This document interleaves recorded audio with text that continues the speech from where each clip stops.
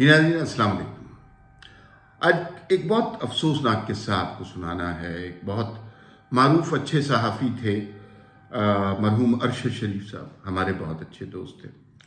उनका कत्ल हो गया और उनके कत्ल के हवाले से इस मुल्क में चूँकि कॉन्स्पिरेसी थ्योरी की हमेशा गुंजाइश रहती है, बहुत सारी कॉन्स्पिरेसी थ्योरीज क्रिएट हुई और उसका इल्ज़ाम इस्टेब्लिशमेंट पे भी लोगों ने लगाया और उनके कातिलों का ना कुछ पता चल सका। यहाँ से इन्वेस्टिगेटिव टीमें भी गईं और तहकीकात भी हुई, लेकिन कुछ पता नहीं चल सका। एक बड़ा बेईमाना कत्ल था, एक बड़ा अफसोसनाक वाक़या था। हमारा दोस्त था अरशद शरीफ और उसके साथ ये नहीं होना चाहिए। किसी भी इंसान के साथ इस तरह की चीज़ नहीं होनी चाहिए। ये एक अलमनाक, अफसोसनाक वाक़या।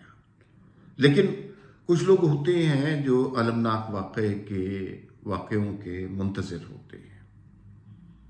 2005 में, नाम नहीं बताना चाहिए, किसी ने कहा था जब ज़लज़ला आया, उसने कहा कि ज़लज़ले से बेहतर तरक्की करने का मौका ही कोई नहीं है, पैसे कमाने का मौका ही नहीं है।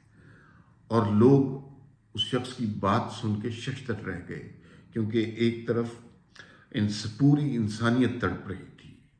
70-80 हज़ार लोग मलबे में दब कर मर गए थे और दूसरी तरफ किसी शख्स को ये सूझी हुई थी कि वो अपने कारोबार को चमकाए इन हालात में, कंबलों पर सियासत करे और वो जो इमदादी सामान आ रहा है उसको फ़रोग़ करना शुरू कर दे। ये चीज़ें बात से समझ, लेकिन ज़माना, दुनिया ऐसी ही कैलस ज़ालिम चीज़ों का नाम है और अरशद शरीफ के मामले में भी इसी तरह की चीज़ें हो रही हैं, लेकिन उनके ऊपर बात करना बहुत ज़रूरी है। हम कब तक चुप रहेंगे?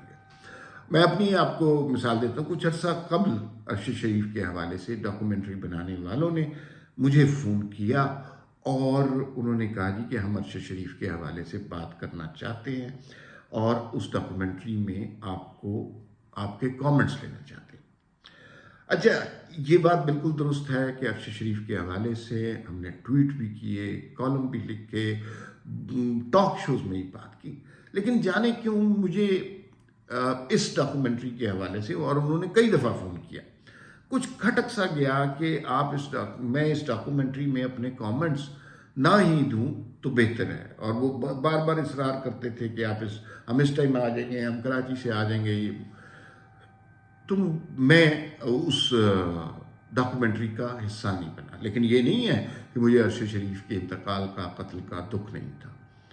मैंने बहुत बार उसका हर फोरम पर जहां जिक्र कर सकता था उस जुल्म का जिक्र किया, लेकिन मेरा खदशा दुरुस्त साबित हुआ। अब उस डॉक्यूमेंट्री को जिस तरह पॉलिटिकली इस्तेमाल किया जा रहा है, तो मुझे वो साहब याद आ रहे हैं जो ज़लज़ले के दिनों में जब 72,000 से ज़्यादा लाशें मट्टी तले दब गई थी, तब कहते थे कि इससे बेहतर पैसे कमाने का अपॉर्चुनिटी कोई और नहीं हो सकती। ये बदकिस्मती से इस सोसाइटी में हो रहा है।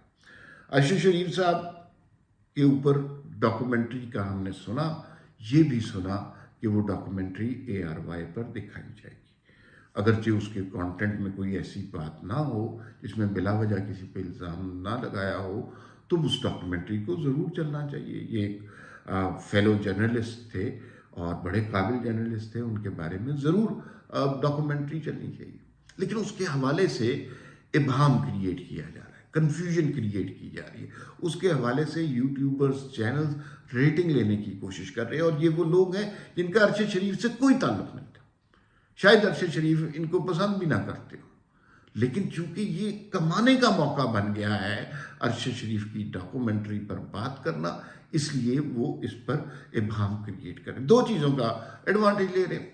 एक तो उसी 9 मई वाले सेंटिमेंट को दोबारा जगाने की कोशिश कर रहे हैं और इस्टेब्लिशमेंट के ऊपर अरशद शरीफ के कत्ल का इल्ज़ाम डाल रहे हैं। ये यूट्यूबर्स हो गए जो बिल्कुल क्रेडिबल इंफॉर्मेशन नहीं देते और वो चाहे अपने ट्वीट से कर रहे हों, फेसबुक से कर रहे हों या व्हाट्सएप ग्रुप्स में कर रहे हों, लेकिन वो बहरहाल एक माफिया बन चुके होंगे और वो अरशद शरीफ के कत्ल को अपने मकासद के लिए, अपनी रेटिंग के लिए بری طرح بہیمانہ طریقے سے بلکہ غیر انسانی طریقے سے استعمال کر رہے ہیں۔ میں آپ کو بتاؤں کہ کچھ افواہیں ہم نے سنی۔ ایک افواہ یہ سنی کہ ہمارے بہت ہی اچھے دوست ہیں کاشف عباسی صاحب، بہت اچھے صحافی ہیں، ARY پہ بڑے نامور صحافی ہیں، ان کے بارے میں اچانک ایک افواہ پھیل گئی کہ کاشف عباسی کو نکال دیا گیا ARY سے، اور اس کی وجہ یہ ہے کہ کاشف عباسی نے اس ڈاکومنٹری میں اپنے کامنٹس دیے۔ اچھا، لیکن اگر آپ غور کریں تو ان میں سے کوئی شخص کاشف عباسی سے بات بھی کر سکتا تھا۔ کاشف عباسی کی جگہ جو پروگرام کر رہی ہیں خاتون، وہ خود کہہ رہی ہیں کہ کاشف عباسی تو چھٹیوں پہ گئے ہوئے ہیں اور وہ ہر سال جاتے ہیں، تو ان کی چھٹیوں کے بعد آئیں گے، جیسے کہ ہوتا ہے کہ میں ان کی جگہ پروگرام کر رہی ہوں اور وہ آئیں گے تو پروگرام دوبارہ ریزیوم ہو جائے گا اور کاشف عباسی صاحب دوبارہ پروگرام کر لیں گے۔